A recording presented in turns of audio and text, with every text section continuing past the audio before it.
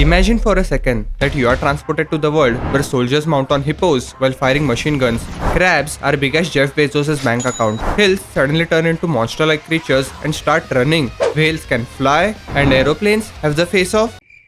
Actually, what the fuck is that? Looks like saggy testicles with no dick. This what you are seeing is the mere fraction of the world of Sabikui Bisco. You suddenly get dropped in this insane world all alone, and the show says, now live in this world and follow around the characters who are living here. And we will tell you about the story in bits and pieces when the time is right. As you can see, this catches anyone's attention. But behind this Wild West, Mad Max type of world, we have deep characters and an amazing story which slightly gives off Made in Abyss vibes. Hey, I'm D Thatch and this is my series Seasonal Gems, where I find good underrated anime so you don't have to. We open up with Tokyo absolutely getting leveled, where after many years, the humans are finally recovering and are still trying to settle in. Where you can see, aside from the main areas, other parts of the city are complete wasteland deserts, which contain and are a cause of a deadly virus that spreads through human body, which still has no cure, called COVID. No, stop. Not that one. This virus is rust because it literally spreads through your skin while rusting your entire body. The plot is purposefully portrayed to be simple and straightforward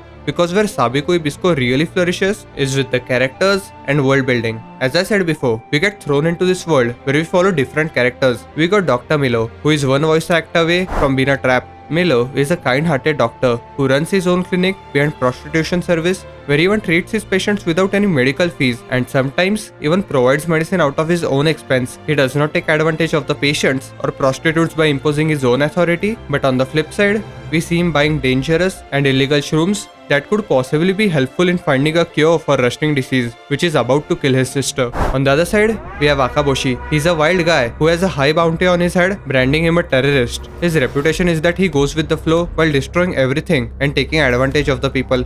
But that is on the surface. He does these things without causing much harm to people while trying to get by and save his own skin. The more we hang out with these characters, the more you think of them as humans who have their own morals, but due to some circumstances, they get mixed up in terrible things, or they had no choice but to get mixed up in this mess to save someone. As the story goes on, we see many characters join in and leave as they team up for a specific amount of time to reach their individual goal, and that is because living in the world of Sabikui Bisco is really hard. The show creates this amazing bizarre world and makes you believe that this is all real, something like Mushoku Tensei. Okay, this is the last time, I swear. These humans are riding hippos because there is a reason for it. These huge blowfish are attacking human colonies due to climate change and other things. The show just does not put a crab into the story and gives one-line explanation to avoid confusion. As the episodes go by, we slowly but surely get to the story of how this crab exists, how he met Akaboshi, why is he following him, what he likes and what he dislikes,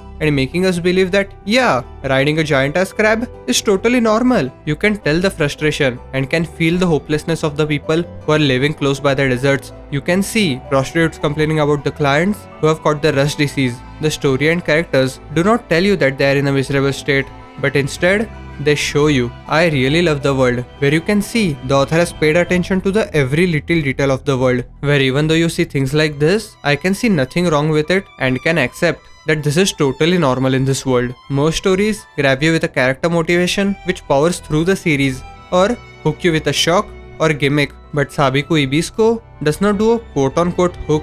We get one at episode 3, but I cannot even call it a proper hook, because this is the type of series which grows on you. Little by little, you see different sides of the world and characters, and soon enough, you feel you are part of this amazing world following these incredible characters, where you get emotionally hooked to this scary yet beautiful world and following these characters who are on an incredible adventure journey to find that specific thing while trying to make it back alive. Okay, what's more? Oh yeah, it looks and sounds fucking amazing.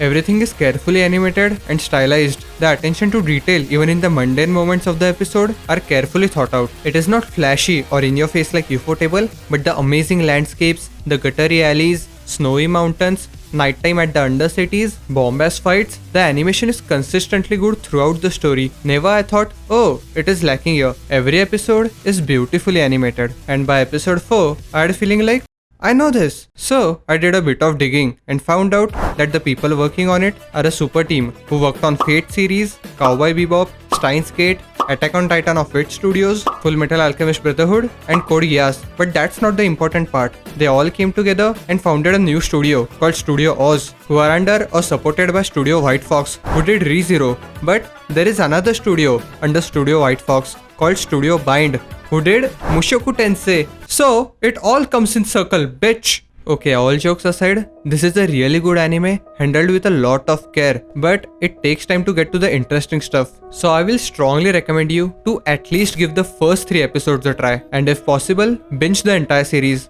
But if you still not vibe with it, it's okay. Watch other anime like this one. Okay, that's it from me, and thanks for subscribing and watching this video out of all the others. That's about it. See ya.